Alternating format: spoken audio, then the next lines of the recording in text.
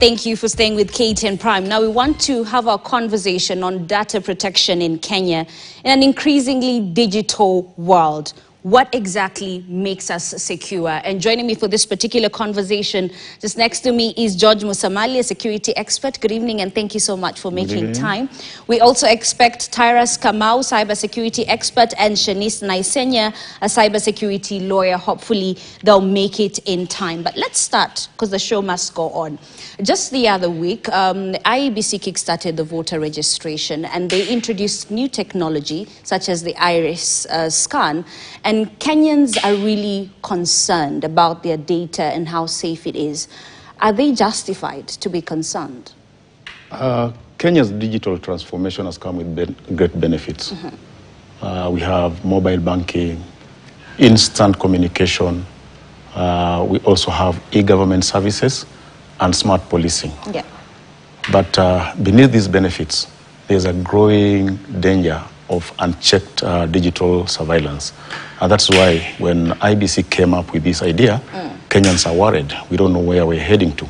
And for me, we have so many gaps when it comes to the cyber security bills.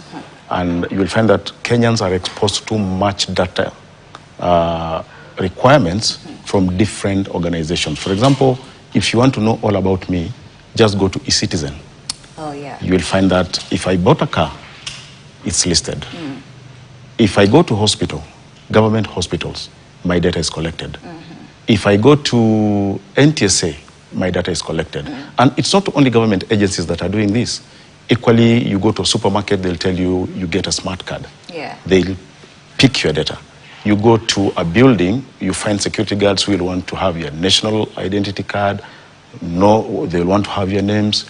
Equally, they're required to have your ID card number. This is data that is being given out to organizations that we are not sure how this data is going to be used. So Kenyans, the concern of Kenyans is really genuine because so far we've had so many exposures and Kenyans are feeling like we are under too much surveillance from government and this is not good for us. Okay, you've mentioned that there are gaps. Let's talk about those gaps and how best we can bridge them. But before we even get to how best we can bridge them, what exactly are they?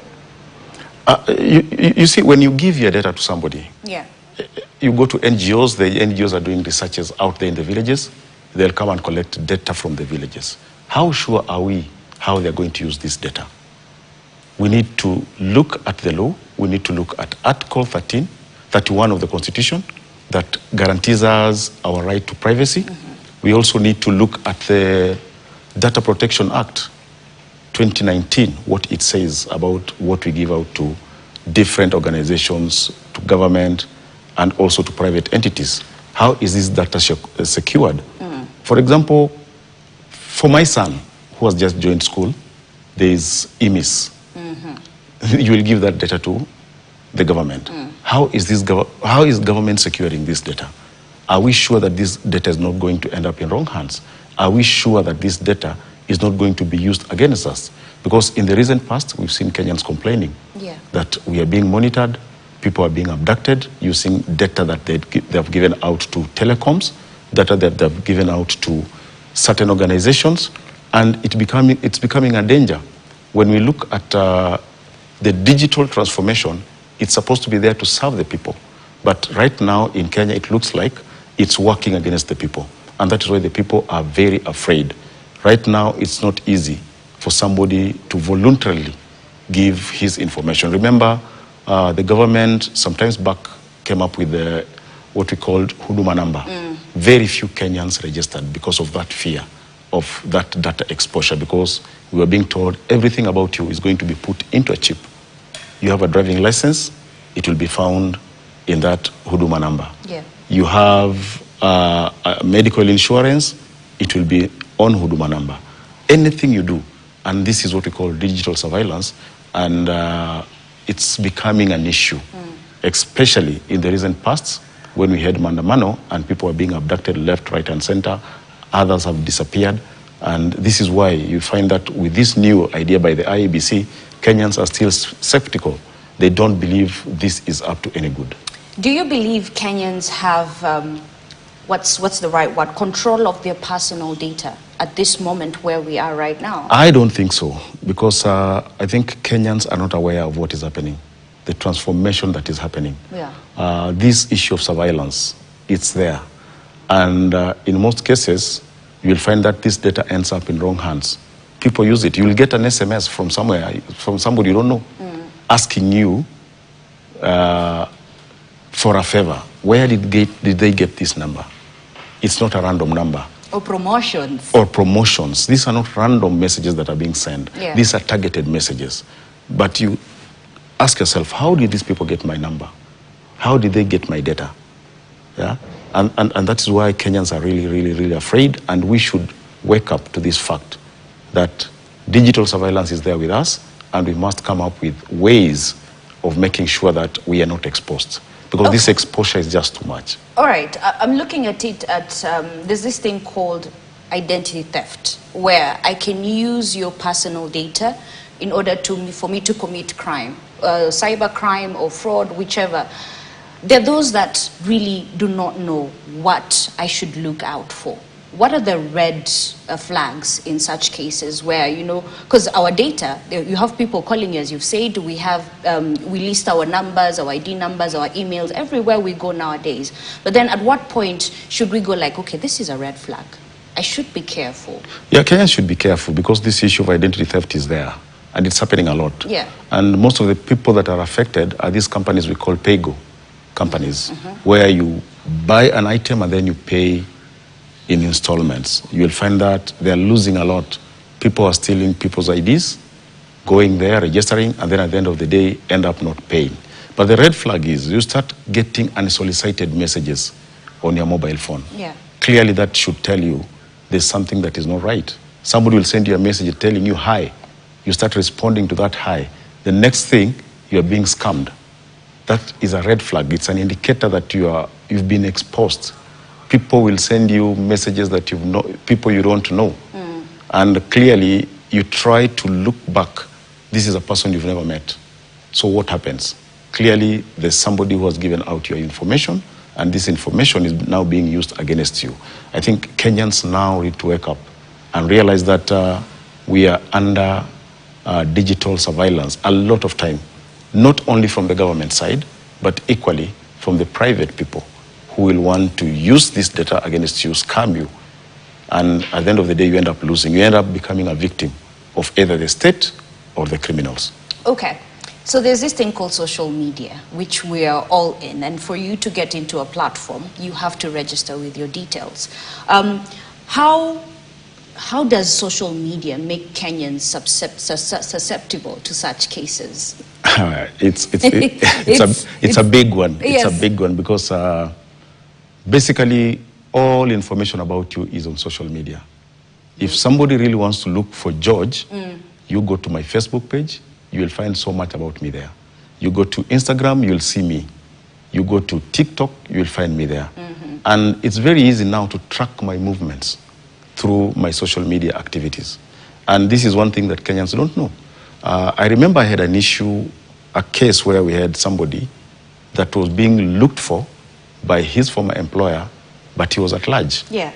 And when I was given that task, it was very simple for me. I went on social media, Facebook, searched for him. I saw him, I saw his activities. Initially he was in Nairobi. Next time he's in Kisumu. What is he doing in Kisumu? He was taking pictures of himself, yeah, in a branded T-shirt, and I suspected this person must be working for that organization. And in reality, when I followed, yes, I found him working there. So social media is another area where we are really, really, really exposed. You see, people are looking at the telecom. People are saying that if you want to get George, track him through his phone.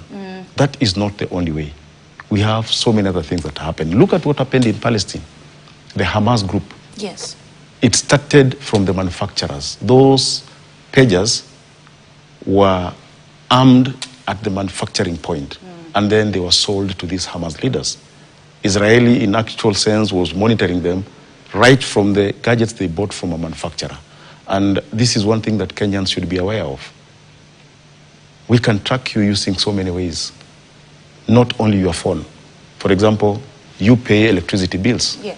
Essential, you pay what you call utility bills. You pay for electricity, they have your data. You pay for water, they have your data. And equally, you go shopping, you've given your data to the supermarkets. Yeah. So basically, there are so many areas where we need to focus on, and Kenyans need to really take care about where and how they share their personal data.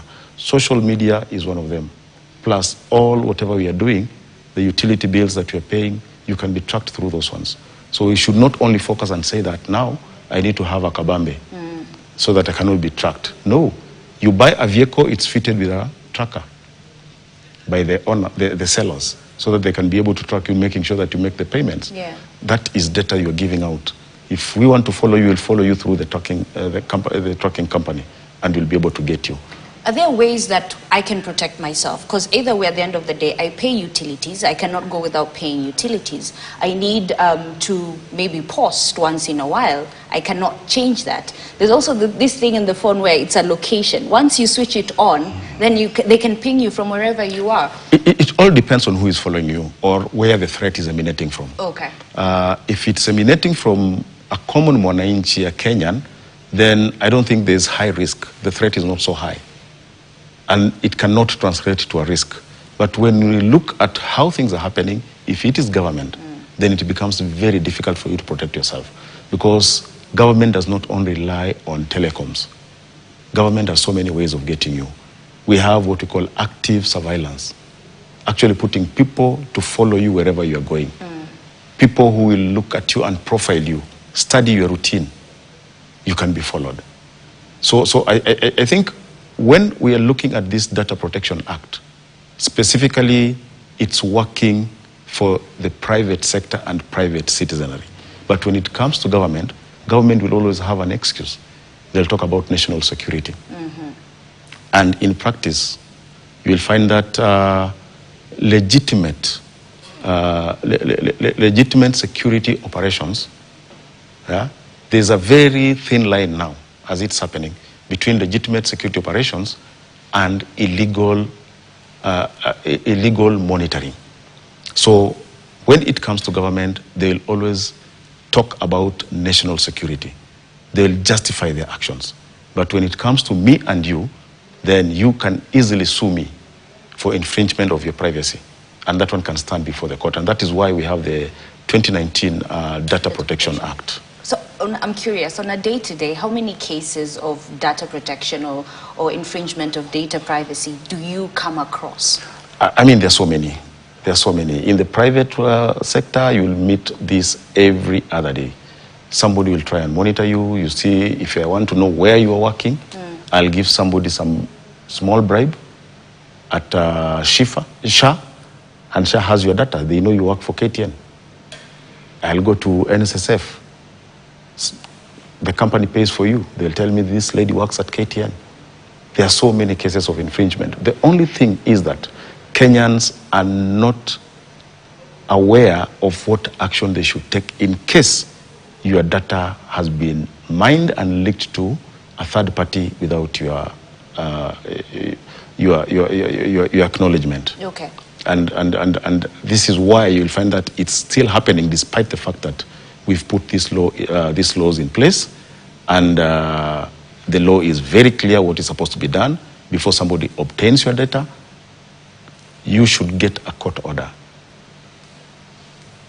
And the court order should give instructions as to who is supposed to be given that information and why.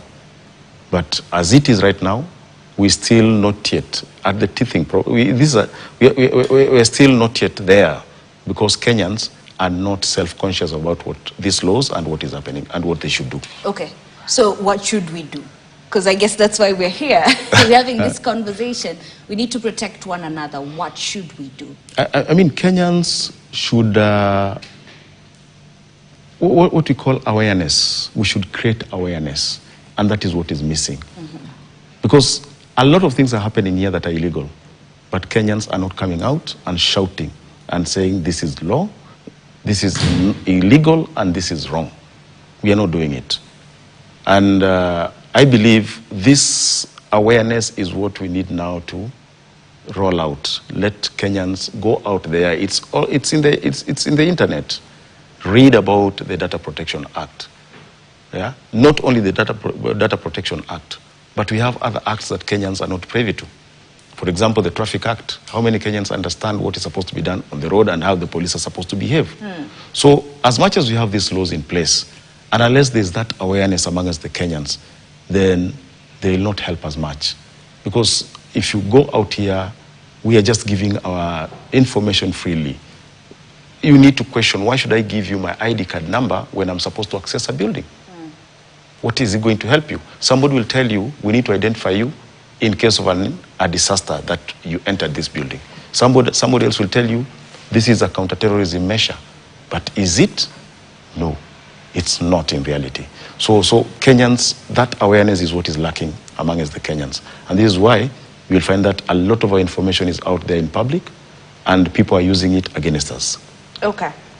I want us to talk about this thing called SIM card swapping, which is very common and is a sophisticated form of identity theft.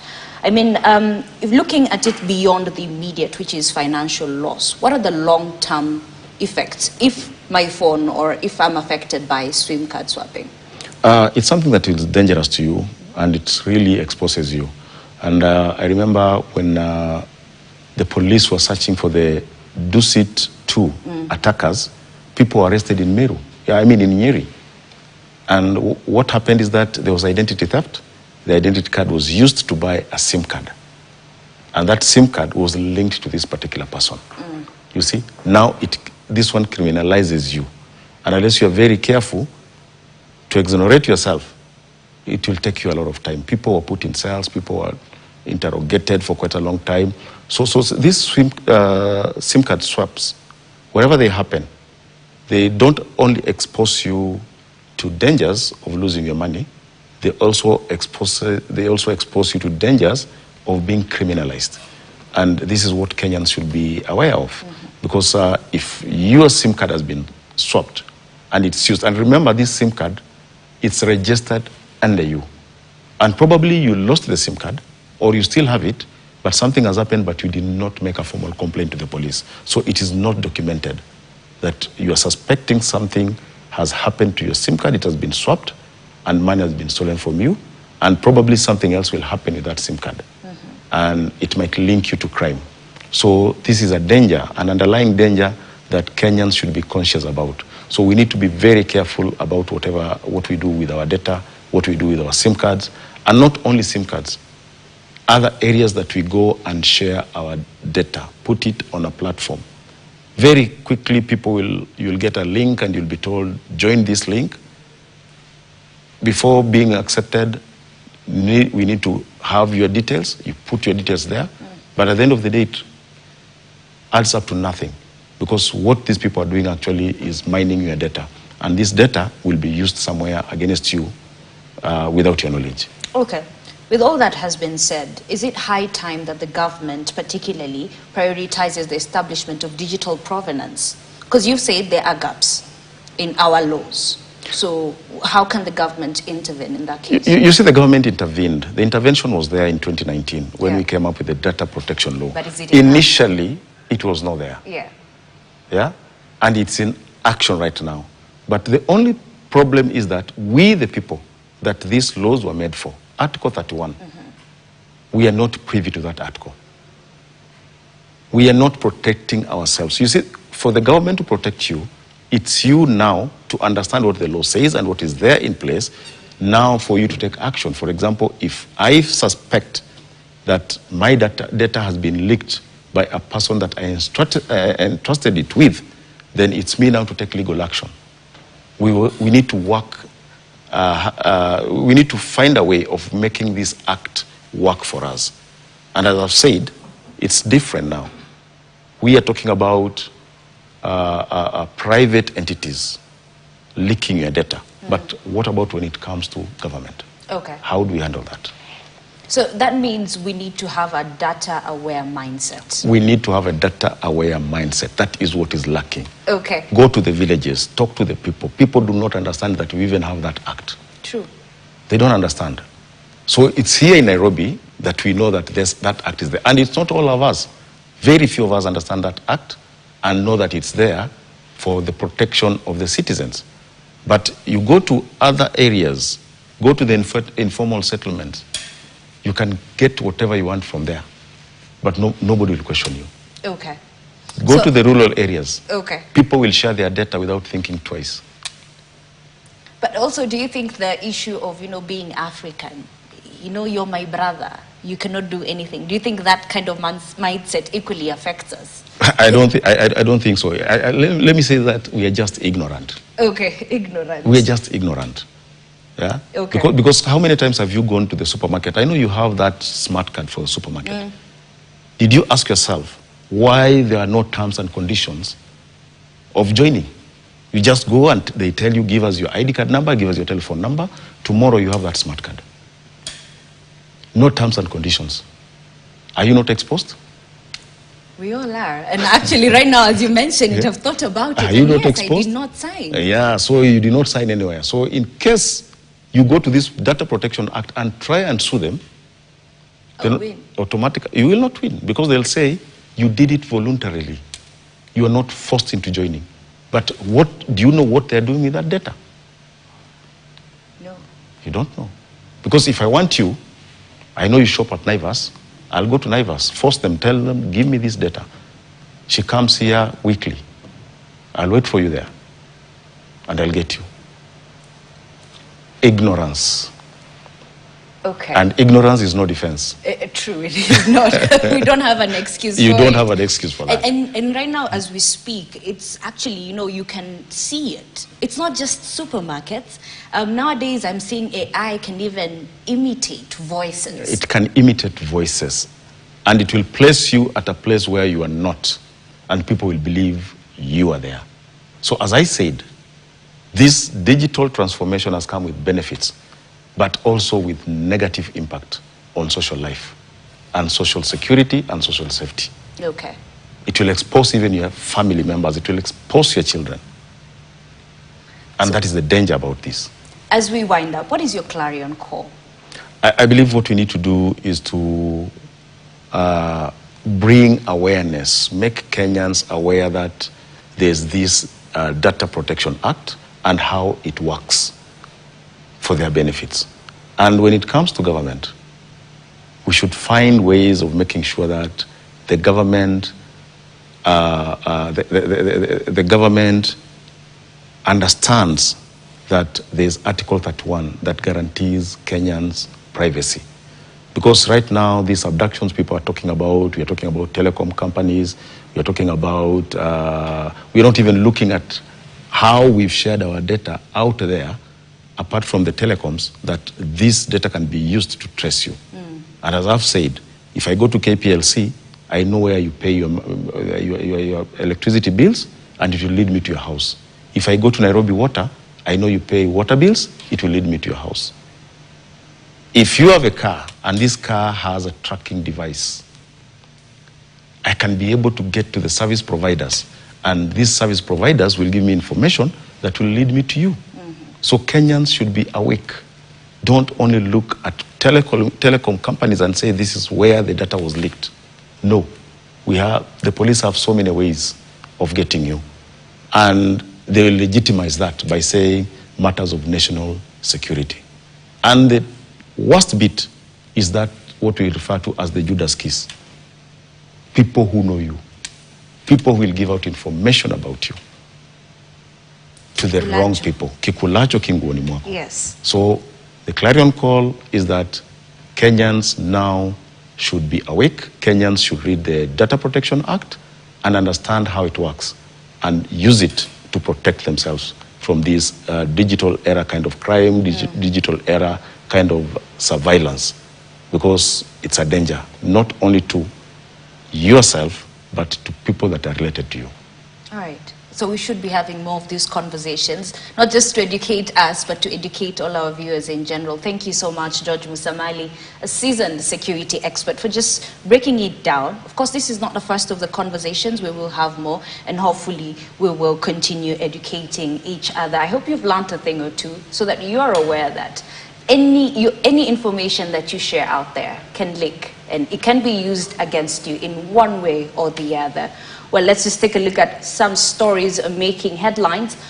Former Interior Cabinet Secretary Dr. Fred Matiang'i's quest and push to vie for the presidency come 2027 has now opened fresh cracks within the united opposition, threatening its unity before the 2027 general election.